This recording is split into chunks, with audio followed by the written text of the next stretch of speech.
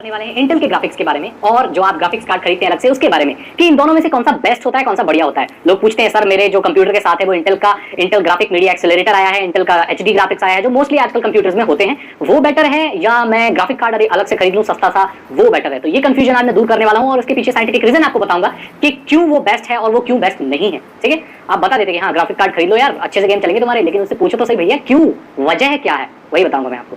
देखिए आपके कंप्यूटर में आप प्रोसेसिंग करते हैं, आप अरिथमेटिक कैलकुलेशंस होती हैं, आप बहुत सी चीजें करते हैं, ठीक है, प्रोसेसिंग होती है, कंप्यूटिंग होती है। अब जो ग्राफिक की जो कंप्यूटर प्रोसेसिंग होती है, जो 3D ऑब्जेक्ट रेंडरिंग होती है, 3D ऑब्जेक्ट रेंडरिंग मतलब जो गेम्स वगैरह खेलते हो, 3D एप्लीकेशंस चलाते हो, अगर 3D मॉडलिंग करते हो, मॉडल्स वगैरह बनाते हो, तो वो चीजें अब ग्राफिक्स वाले काम है। ठीक है, अब ग्राफिक्स वाले काम के लिए आप अलग से प्रोसेसिंग यूनिट दे रहे हैं। आपका रैम आपके कंप्यूटर के नॉर्मल जो ऑपरेशन होते हैं उसमें मदद करता है, ठीक है, और आपका जो प्रोसेसर है, आपका CPU, ठीक है, वो आपके कंप्यूटर के सही ऑपरेशन के लिए काम करता है, आपके कंप्यूटर का ब्रेन होता है। अब उसी के ब्रेन की पावर आप ग्राफिक में भी यूज कर रहे हैं, मतलब कंप्यूटर का जो CPU है और जो रैम है, सारा जो सिस्टम है वो आपके नॉर्मल कंप्यूटर के इस्तेमाल के लिए भी काम कर रहा है, आप गेम खेल रहे हैं उसके लिए भी काम कर रहा है। तो आपके कंप्यूटर में ऐसा तो हो नहीं सकता है कि सिर्फ गेम ही चले, ऐसा पॉसिबल ही नहीं है। आप टास्क मैनेजर में देखेंगे एक समय पे बहुत सारी प्रोसेसेस चलते रहते हैं। अगर आप गेम भी खेल रहे हैं तो आपके कंप्यूटर साथ साथ और चीजें भी चला रहा है। हो सकता है आपका इंटरनेट डाउनलोड मैनेजर चल रहा हो, कुछ डाउनलोड चल रहा हो उसमें, हो सकता है आपका एंटीवायरस चल रहा हो। तो एक साथ बहुत सारे प्रोसेसर चल रहे होते हैं, मतलब प्रोसेसेस चल रहे होते हैं, ठीक है। तो प्रोसेसर पे काफी वजन होता है, काफी बोझ होता है, काफी लोड उस पर पहुंचता है, तो अच्छे से सब काम नहीं कर पाता है, ठीक है। अब आप एक ही नौकर से झाड़ू भी लगवाओगे, पोछा भी लगवाओगे, खाना भी बनवाओगे, गार्डनिंग भी करवाओगे, घर से बाहर से सामान लाने के लिए भी बोलोगे, तो क्या वो सही से काम कर पाएगा?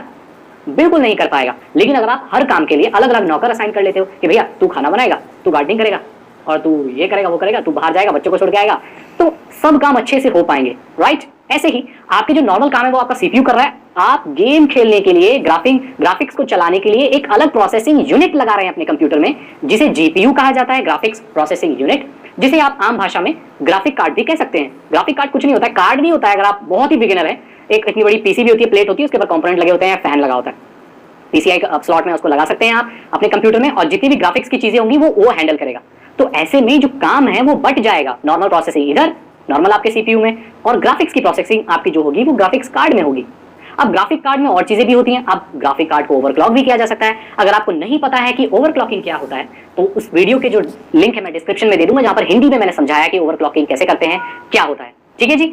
अब जो एनिस्ट्रोपिक फिल्टरिंग होती है ग्राफिक कार्ड में, वो आपके ऑब्जेक्ट, आपकी 3D चीजों को शार्प करती है, ठीक है, और फुल सीन एंटी एलियासिंग ये आपके 3D मॉडल्स को स्मूथ करती है। टेक्सचर्स होते हैं, बफरिंग होती है, और फिल्टर्स होते हैं, पावर सेटिंग्स होती हैं, ये मैं बता देता हूं सब आपको। देखिए आप अपने ग्राफिक कार्ड को थोड़ी ज्यादा पावर देके परफॉर्मेंस बढ़ा सकते हैं। तो आप अपने ग्राफिक कार्ड में ऑप्शन होता है कि आपको पावर ज्यादा रखनी है तो परफॉर्मेंस बढ़ेगी, और आपको अगर पावर सेविंग करनी है तो परफॉर्मेंस कम होगी।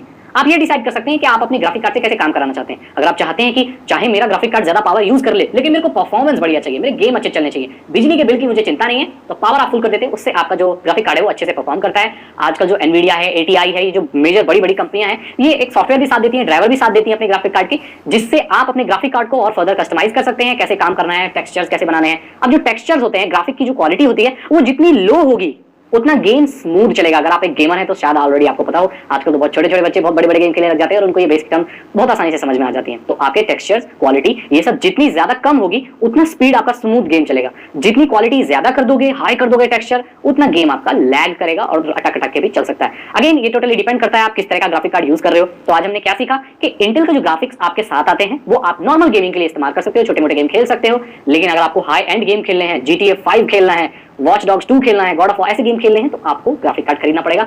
अब वो भी आपके बजट पर डिपेंड करता है, 3000 से लेकर 3 लाख रुपए तक के ग्राफिक कार्ड भी आते हैं। तो टोटली आप पर डिपेंड करता है कि आप कैसा ग्राफिक कार्ड खरीदना चाहते हो। मुझसे पूछेंगे कि सर आपके पास कौन सा ग्राफिक कार्ड है? मेरे पास NVIDIA का GTX 610 साइलेंट वर्जन है, 4000 रुपए का आता है, बहुत सस्ता ग्राफिक कार्ड है, नॉर्मल गेम्स चला देता है, मेरी वीडियो रेंडरिंग में काफी मदद कर देता है।